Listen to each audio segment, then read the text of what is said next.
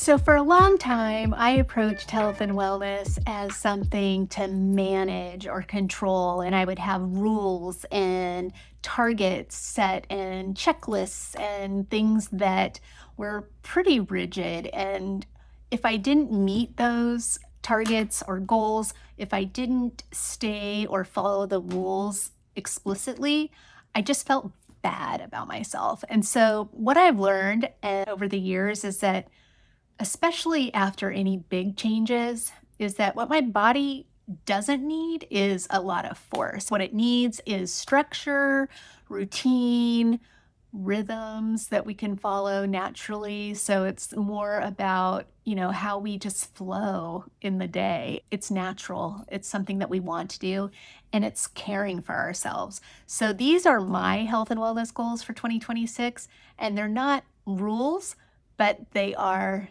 my support system. If I keep myself healthy and well, I'll be able to bring it to the table to meet all the other things I want to accomplish for the year. So, the first health and wellness area I'm going to talk about is movement. This is one of the things I've called out for myself as super duper important. And I wanted to point out this book. It's the Year One Challenge by Michael Matthews. And it's a companion book to his Thinner, Leaner, Stronger weight training book for women. And this is just a kind of fill in the blank tracking system for a weight training routine. So it has multiple routines you can follow. It's got a 3, 4, 5 day a week pattern you can follow. It's just really great. And I have used this book a few times now over the last 5 years, I think. And it's been super enjoyable. So I picked up a fresh copy so that I can use it this year. And I'm excited to get back to it. So, one of the things that's important with weight training for me is to really focus on being consistent and not getting too competitive with myself.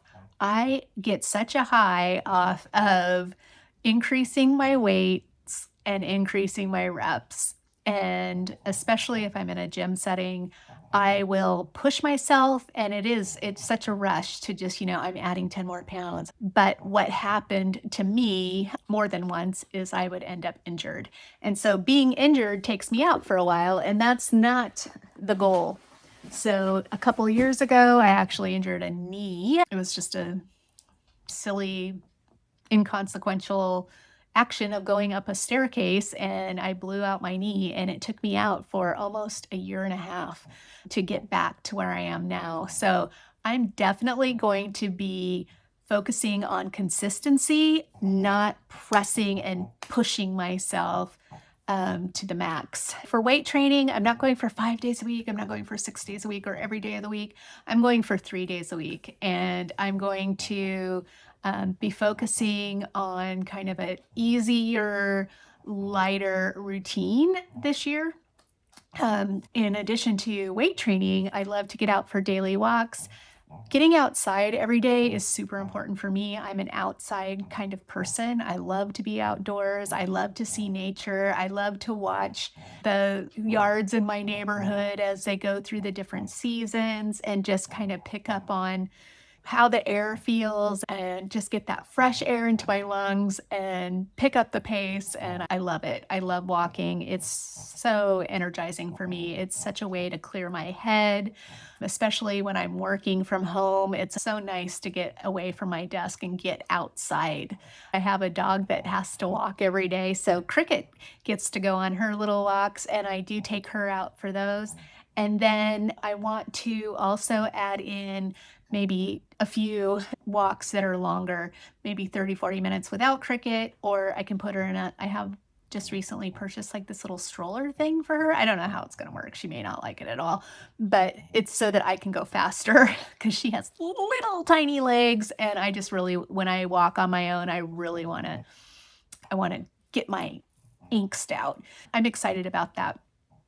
And when I'm doing my solo walks, I really, in addition to just kind of taking in nature and the fresh air and enjoying the seasons, I also think it's an opportunity just to think and clear the cobwebs out of my head. And if I'm not doing that, then I might have my AirPods in and be listening to a podcast or a book or something. So it's just something I really look forward to every day.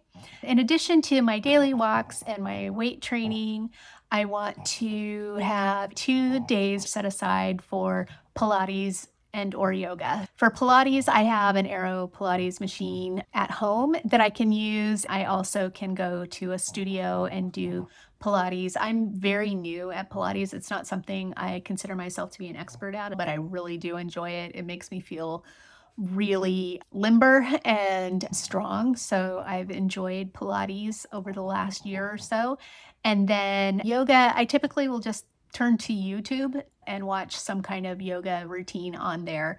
I, again, am not like a yoga expert or anything, but I do really enjoy the stretching and the balance aspects of yoga. I think it's super important for us to remain limber and have good balance for our longevity. So, those are the things I'm focused on with movement. So, it's weight training 3 times a week, doing daily walks, either short and or long with Cricket, and then doing Pilates and yoga twice a week. So that's a pretty doable approach, I believe. So again, I'm not trying to do any of this to hate on myself. These are things that I feel really good about doing. And I feel like if I do these things, I'm being good to the future me. The future Maureen will appreciate it when I'm 85 years old and can still bend over and tie my shoes. That I did the yoga now at almost 60. So I'm excited about that. So, the next area that I am focusing on is nutrition. And for me, nutrition includes my nightly hydration routine. This is something that sets me up for success the following day. And I have kind of gotten away from it. It's something I always have to remind myself to do. If I do not hydrate, I will get a headache. I won't be able to think clearly. I will feel off. My digestion doesn't work properly. It just impacts so many different things. My skin doesn't look as good. So I have again put into place a practice that I know will work for me, and it's setting myself up the night before to be successful the following day. And that includes putting together my water for the next day. I will sometimes add an electrolyte packet to one of my waters, but really it's about getting my water in and doing it early enough in the day that it doesn't keep me up all night. So that is my hydration goal. My next one is around protein. I have a certain range of protein I like to hit every day, and I have some strategies around doing that. And then supplements. I have an edited, intentional group of supplements that I use every day. And I'm actually in the process of refining my supplement routine. And it's something I did about a year ago, and I'm doing again to really make sure I'm not over supplementing myself. I think that's really easy to do too with all of these things that we can add into our water or the different types of supplements that are out there. There's multivitamins, and then there's individual vitamins, and then there's extra supplements. So we need to be careful that we're not over supplementing ourselves, because there are some dangers around being toxic. But to be in line with what your body really needs, taking the time to really evaluate what's important. So that's something that'll come up in a future video. I'll show you how I approached that. Another area around nutrition is making more homemade food and building a small collection of recipes that I can use as my go-to meals. I have been cooking for over 40 years, so I do have a repertoire of meals. And now that I am an empty nester, some of those meals are not as dependent on picky eaters or young eaters, what they need. So I can be much more experimental now at this age. I'm really excited about going into my cookbooks, my physical cookbooks, getting off of my phone and looking at my cookbooks and going through and maybe finding a recipe or two to try. So this week, for example, I have the Blue Zones cookbook, and I've been looking at this picture of pupusas for probably 3 weeks. I've had it open on my island, and I love pupusas. I love authentic El Salvadorian pupusas with the cordito or however it's pronounced, cabbage that comes with it. And so I decided, okay, I'm going to get the ingredients, I'm going to put it together, and I'm going to make some pupusas. It was a disaster. I need to practice at that for sure. It was not a win. I need to try and try again. But it was fun. I was able to get the ingredients. I got high quality masa, harina, and I was able to create the pickled cabbage on the side. No, I am no pupusa maker at this stage, but I'm not going to give up. And I'm going to keep looking at new recipes to try. The other thing I want to do is have kind of a repertoire of easy to prep things for the week. I think that's a really great way to approach cooking for the week. And I do this often. I'll make a batch of beans or lentils or rice, and then I'll have some roasted vegetables or some grilled chicken or what have you. And then I can combine those ingredients in all different kinds of ways to make a meal. It's nice to have them prepped. What I am not a fan of is like prepping on Sunday all day long for the entire week coming up, because by the time Thursday rolls around, that food's been in the refrigerator for 4 days. I can't do it. I like fresh food and I like a lot of variety. So I don't want perfect meals. I just want meals that make my week feel easier. And my partner and I, we have a routine. We will go out to dinner probably once a week. We have a date night. So you want to make room for things like that too. And we love to try new restaurants or try new food. And it's really fun to go out and experiment that way.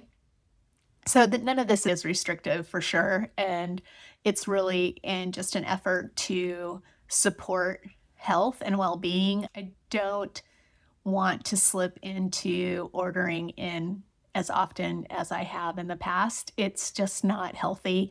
A lot of these meals that I've ordered in are just not good for me. So I need to, even though it seems like it's quick and easy, it really isn't that quick. I could cook something in the amount of time it takes me to order and for it to get delivered. So if I have the ingredients on hand, I'll be set up for success. So, this is the least glamorous, but probably most important thing that we can do for our health and wellness every year. So, in January, I've made it a routine to make and set my annual appointments with my providers.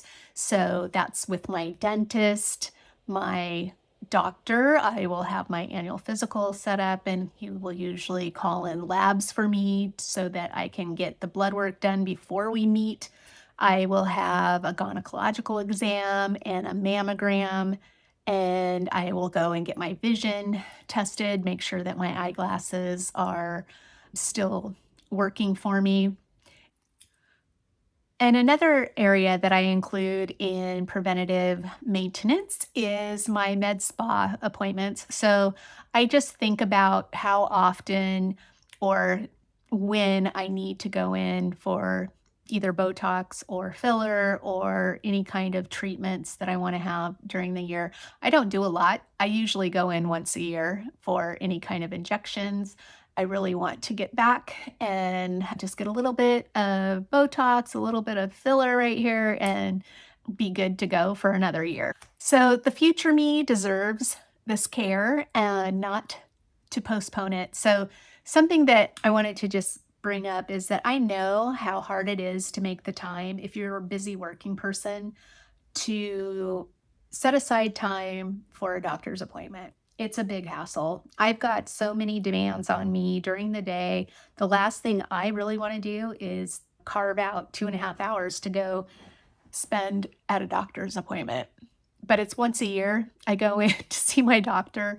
And so it's definitely worth it. We sit down, we go over all of my labs, we look at any areas where maybe my supplements need to be adjusted or my prescriptions might need to be adjusted. And even though it is a hassle, it's really important to do it. So I encourage you to do it too. The next area I want to talk about is my skincare. So my skincare goals are super simple and realistic.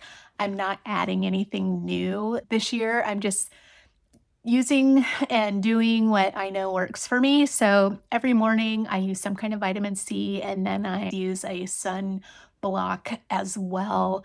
In the evenings, I use a retinol or some other kind of active. And I will have a weekly mask pampering night, and that's usually on Sundays. And I have lots of masks that I've collected, and depending on how I feel will determine which one I do, whether it's a moisturizing, detox, or, some other kind of mask.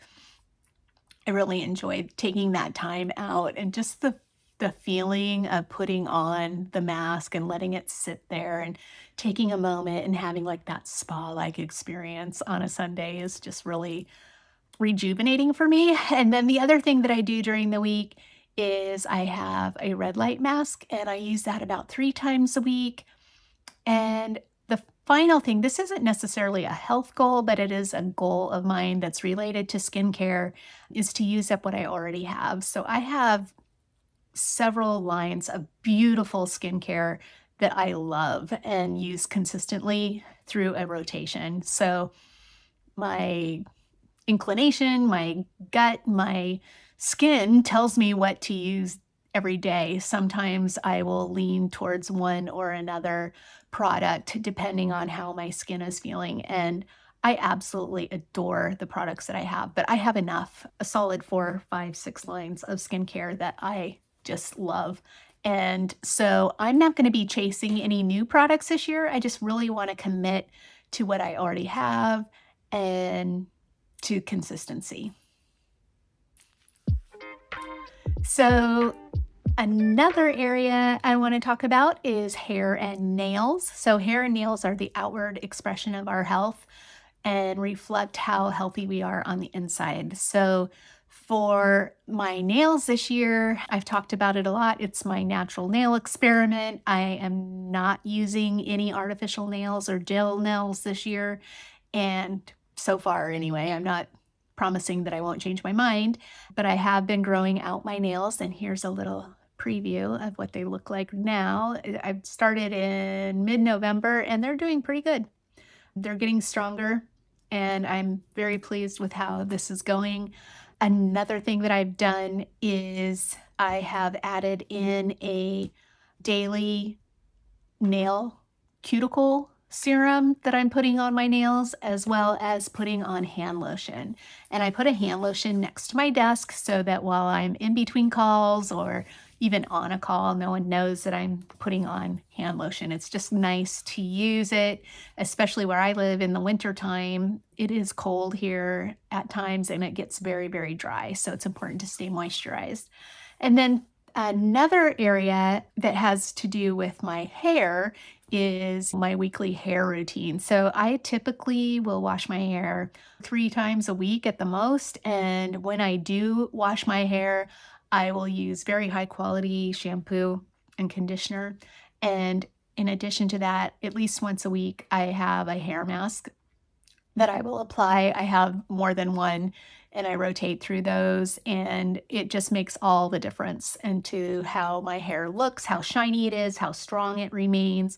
Finally, every night I try to use some kind of nightly oil or some kind of nightly spray that I can put on my hair in the evening. My hair is just so dry that it needs it. I have been using a lot of Kerastase products and they seem to be helping me a lot. So it's just really maintenance on my hair and nails. It's nothing radical, it's nothing uber demanding of me, but it is taking care of myself. And when I look good, I feel good about myself. So I'm committed to doing that. It's a form of self-respect, and I know that I will reap the benefits of taking the extra steps in my day or evening to take care of these things. The final area to talk about in my goals for health and wellness for 2026 is around sleep. So sleep is the foundation of everything else. If I don't nail my sleep routine, I'm not going to have it to bring it the next day to attack all my other goals and aspirations that I have for myself. So, sleep is fundamental. And so this year, I'm really focusing on what I know works for me. And I'm going to share some of those things in more detail later. But I have a nighttime routine that really helps set me up for the following day. I also have a nighttime wind down routine that helps me get into the mode of sleep so that I'm not wound up at the end of the day and have a hard time going to sleep. So, my goal really is simply, it's a simple I want to get 8 hours, 7, 8 hours of sleep a night. I turn off my phone around 9:30 and then I turn down my lights. I also have a cocoa routine that I'll share with you at some point where I will make my cocoa. I'll take my nighttime supplements of magnesium, and I also take melatonin if I require it that evening. And I just kind of go into a do not disturb mode. I try to stay off my phone. I have invested in an app that will block me from being on social media in the evenings, which is great. And you can dismiss it if it's something like urgent that you need to get to, that's fine. But I really have tried to stick to this routine. I'm not perfect by any stretch of the imagination, and life comes up, right? Like we travel, we have plans, we're seeing people. It's a fun night, so you stay up late. But most of the time, this is what my routine looks like, and this is what my goal is that most of the time I will be asleep by 11 o'clock at night. So I don't want to rely on willpower in the morning. Getting up in the morning, I don't want to be grumpy or exhausted. I just want to have had the maturity to go to bed at a decent hour and get the rest that my body and mind need to be ready for the day when it comes. So, those are my health and wellness goals for 2026. They're not super dramatic, they're not extreme, they're not heavily rules based or anything like that, but they're designed to support my real life. And I hope that you were able to pick up something maybe that you hadn't thought of before, and that this will help you feel like you're making progress too. Have you set any goals around health and wellness? Maybe share those in the comments below. And if you enjoyed this, think about subscribing. Please like as well, and it will help our channel grow. Thank you so much and have a great week. I will see you next Sunday. Bye.